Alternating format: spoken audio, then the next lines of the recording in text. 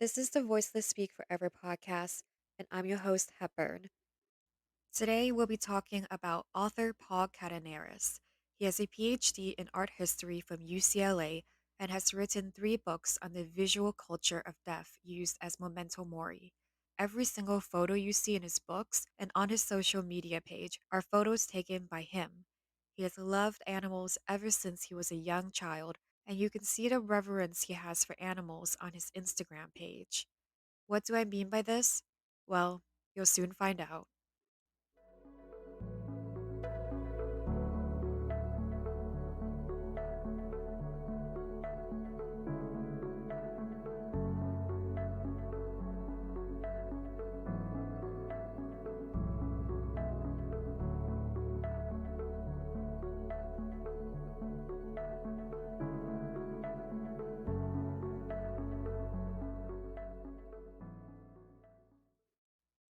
Do I do advocacy work? I guess you could say that, but certainly not of any normal variety. I honor roadkill animals. When I find them dead on the side of the road, I stop for them, pull them off the road if they are still on it, and honor their memory. The way this is known by most people is through a photo series in which I wrap them and leave flowers or other offerings at their side, and then take a photo as a memorial out at the spot where they died.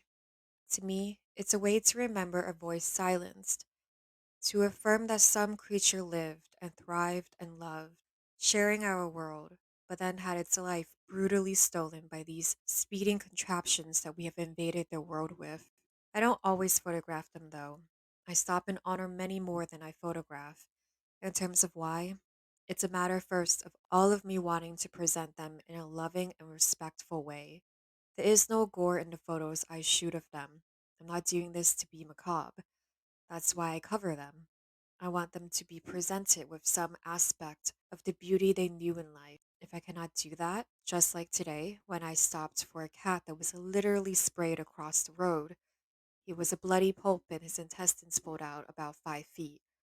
I won't take that photo, but I will still honor him.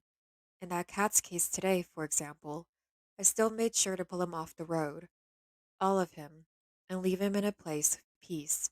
And I left an offering at that spot. I also don't always photograph them because, frankly, this can get psychologically very heavy at times. I began honoring roadkill when I was living in Joshua Tree, out in the California desert. There's a lot of roadkill out there. Well, to be fair, what I've found is there's a lot of roadkill everywhere if you start training your eyes to see it. But it's easier to spot along desert roads. Anyway, seeing all of this roadkill was always very troubling. And one day, I saw a coyote that had been struck and killed, very young. I stopped for it. I pulled over and walked up to it. Stunningly beautiful coyote pup. It had just been killed, and it was still soft, but there was not a mark on its body. It looked like it was just sleeping, and this scene seemed so utterly tragic. I sat there, wishing there was something I could do, some way to memorialize it. It so happened that a few days later, again driving through the desert, I stopped in a small town, and there was a VFW having a rummage sale. I went over there, and there was a huge bag of flowers, all different kinds of flower arrangements, plastic flowers mostly, but some dried real ones, and a bunch of other stuff, maybe from a giant wedding or something. There were two huge bags full of stuff, and the woman there said, "I'd love to get rid of all of that. You can have it all for $5." So I bought all this stuff, realizing at the time, with the image of the coyote pup still on my mind, that maybe this was a way I could memorialize all these animals I kept finding on the roads. It is important for me personally to honor them because I feel so much pain seeing them, that they have been killed in this brutal way along the road. This road being something so unnatural to their environment that I don't think they truly even understand it. I can't not have empathy, and I can't not try to cultivate a voice through these photos that speaks of their former presence in these places. As for we, is it important that we honor them? Some people would no doubt think this is absolutely unnecessary. My opinion is that I think it's important to us. As an inherently specious society, to have that visible reminder, you have to realize that I hate doing this. I would be happy to never have to do this again, although that's not going to happen. I'll keep finding them and I'll keep memorializing them. And I don't know that any are more memorable because each life is equal to me, all equally tragic. Though maybe each one is the new saddest one.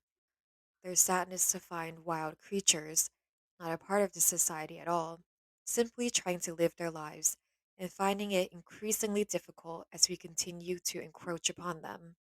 There's another terrible sadness when you realize it was a pet, a creature that had been loved and is now lost.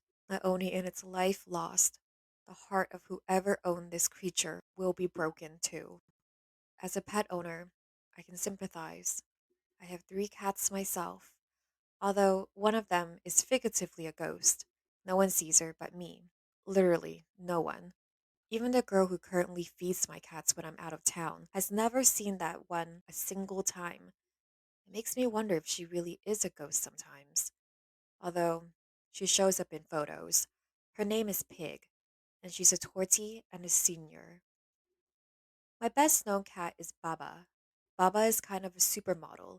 She does cosplay series, and all humility aside, she truly is a remarkable model, as she's not just a cat in a costume. She seems to actually take on the persona she's dressed as. She's a tabby, and also now a senior. Baba also wrote A Cat's Tale, although there are some nasty rumors that I may have ghostwritten it for her. She would deny this, and I think it's best I not comment either way.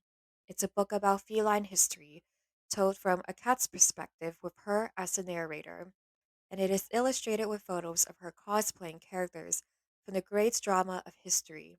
So she appears variously in ancient Egyptian guise, Roman guise, etc., and as famous personages, Napoleon, for example, Cardinal Richelieu, all of whom had something to do with the evolution of the human feline relationship.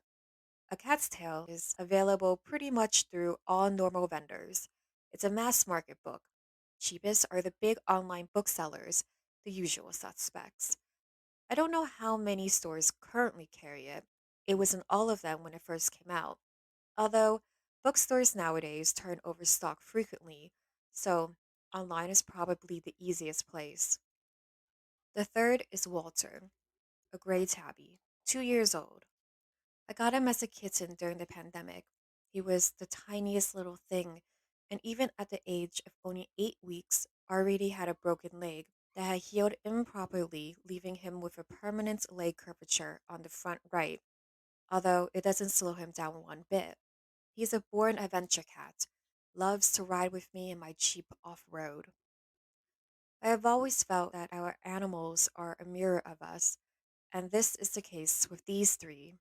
I definitely see in each of them a distinct aspect of my personality. Pig is the part of me that is very elusive, and I can definitely be an elusive person.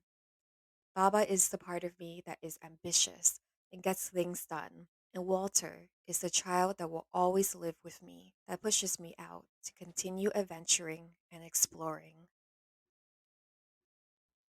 Thank you so much, Paul, for sharing your story with us. I and so many other people are grateful for you honoring the life of the animals killed on the road. But I'm also sorry that you've seen so much death and that you will continue seeing it. Everyone, if you are interested, please check out Paul's Instagram page, Hexen Cult, HEXENKULT. The images are really beautiful, haunting, and moving. And by the way, to Baba, I do believe you wrote the book, so don't let the haters get you down. All right, guys, thank you so much for listening. As always, make sure you share the VSF podcast because this is one of the few, if not the only, podcast that puts a spotlight on animal abuse cases. Rate and review the podcast on wherever you listen to it. Email me anything you want me to cover at VSF period official period podcast at gmail.com and follow VSF's Instagram page, the period VSF period official. Also, make sure you check out handmade crochet dog and cat toys and bags for humans available on VSF's official Etsy page, VSF Official. Thank you guys so much for listening. Until next time, toodles!